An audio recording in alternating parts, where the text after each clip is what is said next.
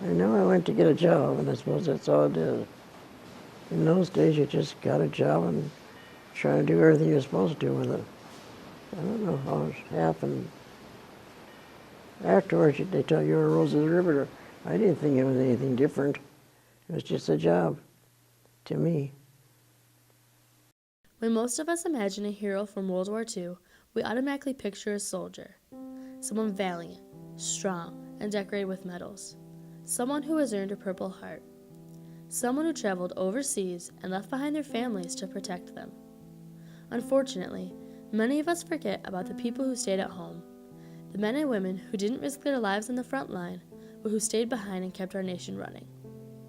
A large part of this home front effort consisted of the Rosie the Riveters, the women who took over the factories, shipyards, welding companies, and more in order to supply the nation and the soldiers with the supplies they needed to survive. These powerful and independent women changed their lives around in order to do what was necessary to keep themselves and their families alive. For many of these women, being a Rosie was as simple as getting a job because they had to, and they didn't think of what they were doing as anything special. One guy said, "You're the army behind the army." That was something to know. However, it soon became apparent to everyone how important these women really were.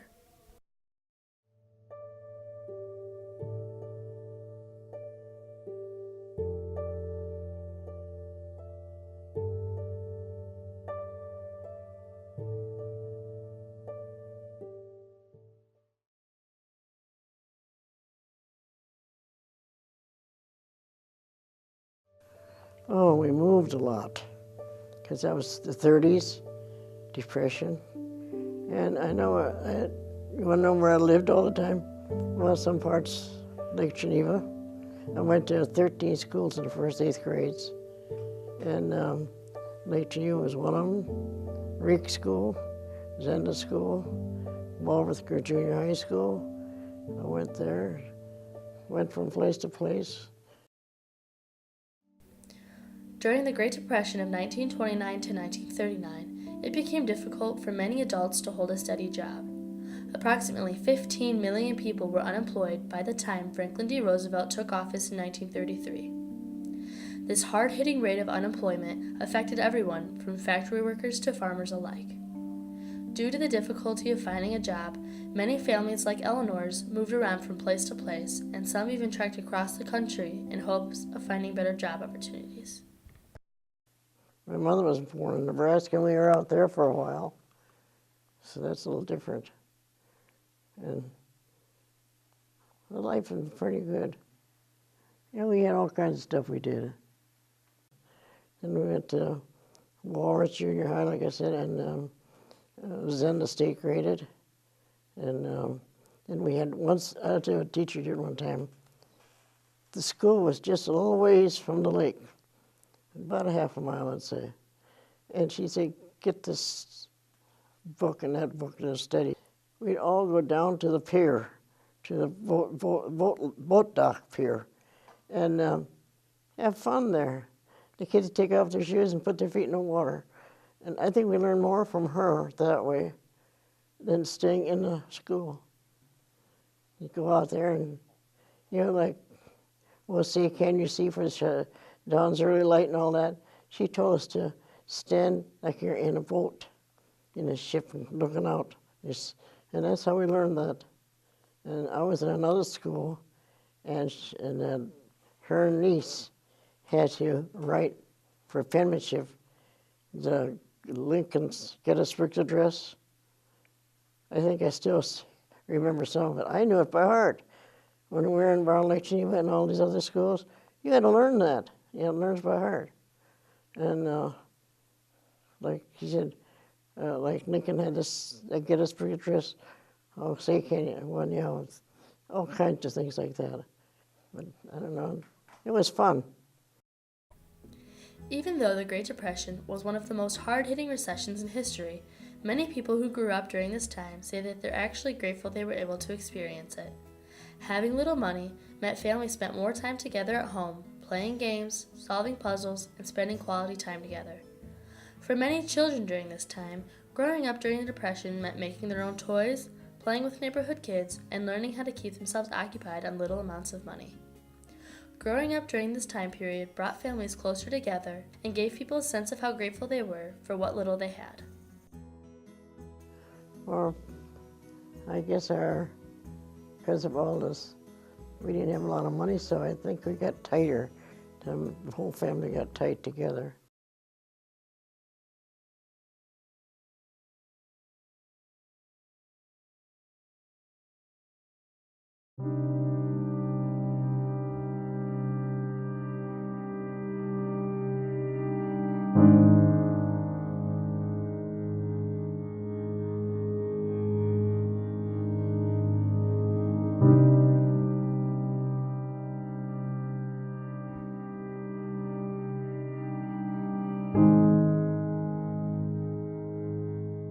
On December 7, 1941, hundreds of Japanese fighter planes attacked the American naval base at Pearl Harbor. While the attack only lasted 2 hours, it had devastating effects. Nearly 20 American naval vessels and almost 200 airplanes were destroyed, and 2,000 American soldiers and sailors were left dead. On December 8, 1941, President Roosevelt and Congress declared war on Japan. This officially caused the entrance of the United States into World War II. When American civilians heard about the attack, they were angry and afraid. While many people were aware of the tension between Japan and the United States, nobody actually thought Japan would attack on United States territory. It was inconvenient, and officials were sure that if the Japanese were to attack, they would have done it on one of the European colonies near the United States. It came as a total shock to the American public when they found out that the Japanese had attacked on American soil and struck fear of war into the hearts of Americans everywhere. We were just shocked. And on the street was extra, extra, and they never had that since, I don't think, to put extra, extra newspapers out, but they put them out all over. And I heard the story that they hit it on December 7th, because December 8th was the Blessed Virgin's birthday. They thought they were going to get us all because we're Catholic. And that was her birthday, and we're going to hit her birthday. I don't know why. And that kind of hurts when they want to do that. But I heard that since. But thank God we're as healthy as we are yet. After the attack on Pearl Harbor, the United States was thrown into the middle of World War II. Because of the war, Americans had to band together and realize the common goal of defeating Hitler. Propaganda began circulating, encouraging people to grow victory gardens, buy Liberty bonds, and do everything possible to win the war. It is believed that this slew of persuasive propaganda contributed greatly to the victory of the United States. Because of this collective effort, neighbors and communities became tighter, and everyone knew they could rely on each other if they needed something. We were all close to each other. Everybody was just helping everybody else. There were always, like, I needed pills one time, and some woman gave my dad the money for my pills because she knew I needed them. And, they were helping each other all the time. They didn't leave anybody suffer or anything. And I think they took care of the kids pretty good, too. Their one's fathers are overseas or something. They did pretty good to all those kids and everything. In an attempt to keep up the all-in collective spirit, the government started rationing scarce goods like sugar, white cloth, gasoline, and butter, along with others.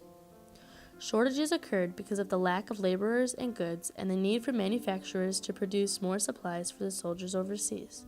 The government wanted to make everything fair and wanted to make sure that just because someone was wealthy didn't mean they got more supplies. Rationing was disliked by many people, but it was an important tool in ensuring that everyone stayed healthy and well. Couldn't even get diapers. No, you couldn't, anything white.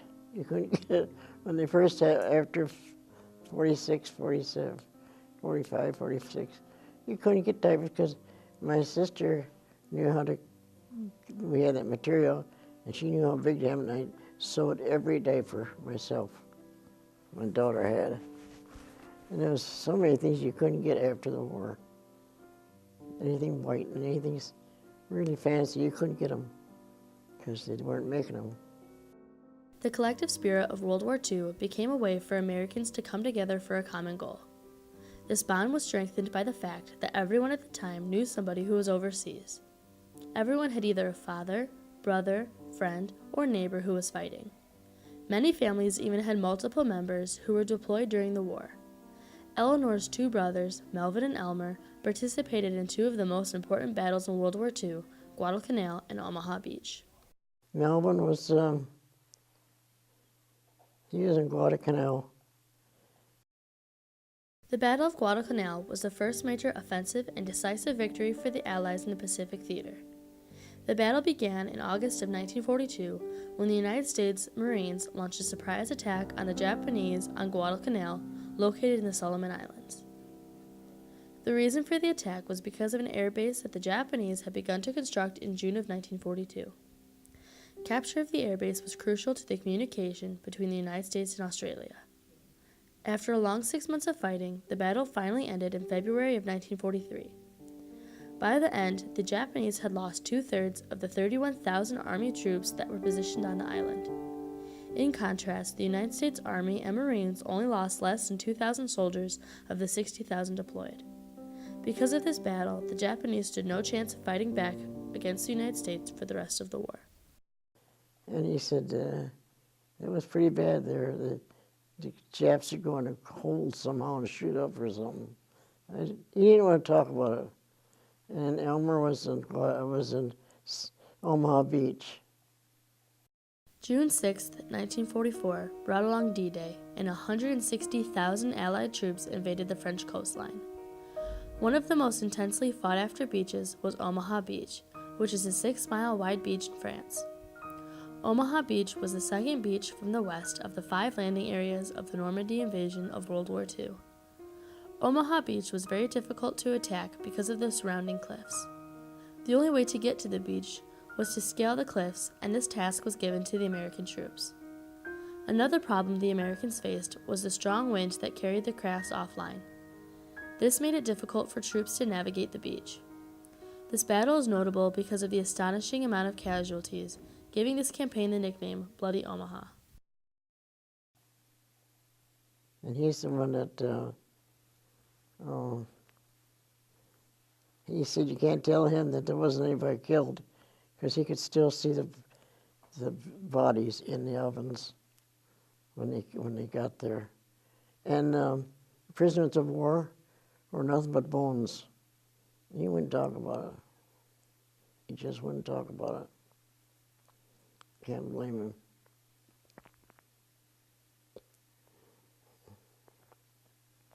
He must kind of be in the middle or something. He saw all this stuff.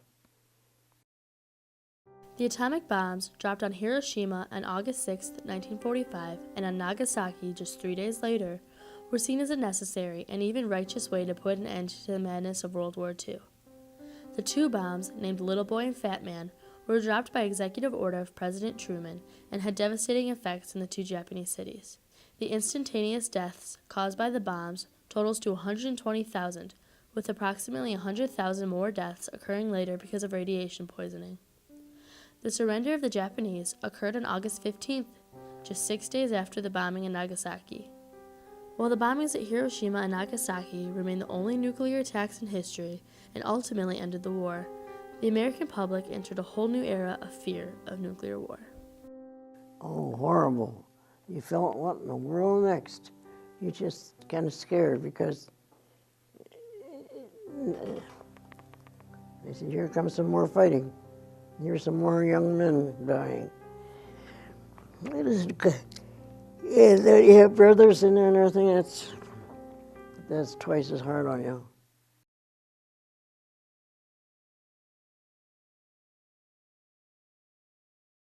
When World War II broke out, most of the nation's eligible men were called away to fight. This resulted in a severe lack of employees to fill positions needed to keep the nation running. These empty positions were filled by women like Eleanor. These women came together and revved up the workforce, supplying weapons and food to the soldiers overseas, while also providing supplies for the people at home. These women worked everywhere, from factories to farms. Without the contributions of these women, it's possible that the United States would have failed in World War II. We worked every day on the the relays. And then you had to have them all checked, so when they sent them to Italy or wherever they sent them to, they were okay to work. Like one guy was underneath, down further on, and he'd look up, he said, I don't think I got the white and the gold together again. I said, you did, the yellow and the white. He always got them mixed up. He said, I'm colorblind. So I didn't say a word to the bosses. I just changed them. That was it. See, these fellows came in and checked our work and checked how we're doing. And everybody couldn't come into that section. It was up there just us and that's it, and the soldiers come in. They checked us every now and then. You come out there and just walk around and see what's going on. I couldn't blame them, because having somebody in service, you know you can't mess around. And I wanted to come home all alive, and they did. So I guess we were all working for the same thing. Well, like Belvedere, did I tell you that they made guns and ammunition? Yeah, all the guns and ammunition, they said, could come from there. There was a big factory there, and they turned that into that. That was pretty good. And all the guns and ammunition they had, they got it from Belvedere. Soldiers who received the supplies produced by these women said that they were of better quality than anything they received from anywhere else. Women like Eleanor worked hard and changed their lives around to ensure that America won the war. We had Veterans Day at the Independence Village, and one of the veterans come up and he said, you know, we knew when they were made in the United States they were made good. When you women did them, he said, we knew they were made good. And I guess they did them from somewhere else and they broke. Some parts broke. You can see that we were fully Americans. You just had to go along with it. And that was it.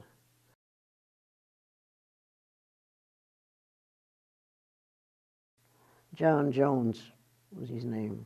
His first name was Clarence. He used to use C. John. But and like he told me, my name is John Jones, and I'm the Queen of England. If you're John Jones, I'm the Queen of England. He talked me into marriage and everything else. I just teased him back. We were always teasing back and forth. I think that's the thing I missed mostly. 15 years ago he died. And I think I'm still missing him so much. Because like I said, I was 5 foot or something. I was going out. I had spike heels on too. And he put me against. That was after we were married. You know, it's in the apartment. He put my head against the apartment. I said, "No, you're not. You're not even 5 foot." I was 4'8". He always did. He grabbed me, give me a hug and a kiss, and said, "You're all right. You're the one." And I just remember that so much.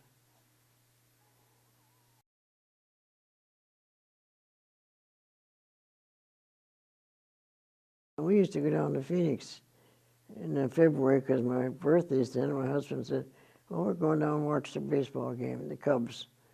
And we went down there, you know, every year. And because I was on the golf course, and my ball went in a hole. We never got it back. The wrong place. Some animal place just went in with the gopher or something. There was a gopher hole. My darn ball went there. They said, leave it there. Let the gopher play with it. No, I used to golf and I used to bowl.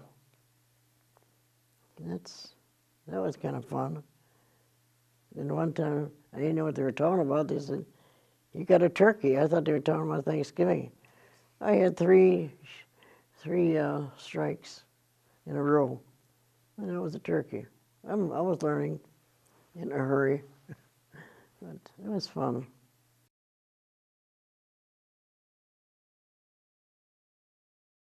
Just talk it out. Don't use a gun all the time. Can't they talk out whatever troubles they have? Like these kids going around or whatever, shooting people like that. That hurts, just hear it. Like that one school, how many did they shoot? Those kids. That was terrible. Things like that, if they could just talk it or fist fight it or something instead. Leave the guns alone. Just leave those guns and knives away and just talk to each other. Before you know it, you'd have somebody talking to them and tell them what's right and what's wrong. And just stop this mess.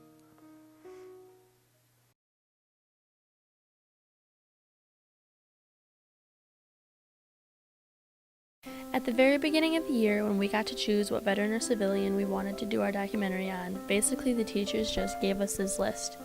And on this list, it had the names of all the veterans and all the civilians, and it had like a one-line blurb about what they did during their time in the war. I saw Eleanor's name, it said Eleanor Jones, and next to it said Rosie the Riveter, and I automatically felt a connection with her because my mom was someone who really looked up to Rosie the Riveter and really looked up to that whole idea of a strong, independent woman. And my mom passed away when I was in 6th grade. So to have that connection to Eleanor automatically right off the bat, and to see that, I knew that's who I wanted to do my documentary on. When we first really started getting into the process after picking, I watched Eleanor's raw interview for hours. I watched it in class, I watched it at home, I just sat there and I watched it, and all I did was focus on what she was saying. And I noticed that each time I watched it, I noticed something new that I didn't notice before, or I connected to something that I didn't connect to the first time I watched it. And I could probably recite her whole interview by memory now, and it still fascinates me, and it's still just as interesting to me as it was the very first time I heard it.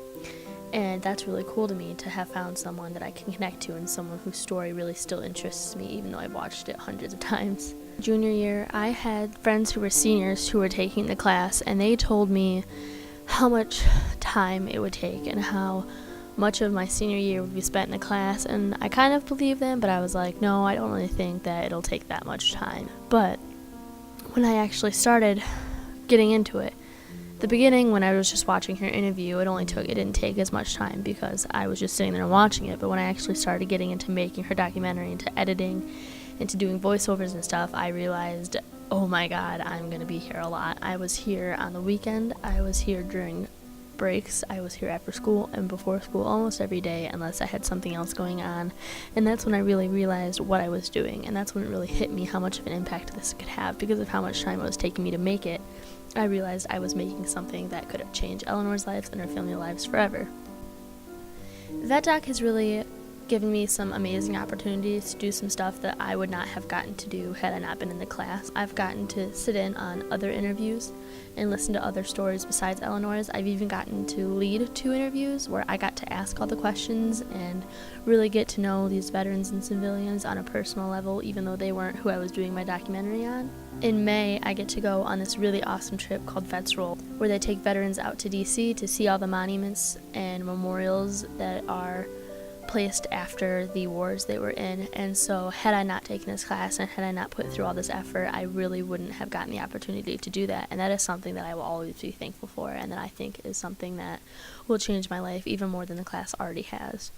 I'm so excited to present this documentary to Eleanor, and I'm so excited to see if she likes it and to hope that it's at least half of what she deserves.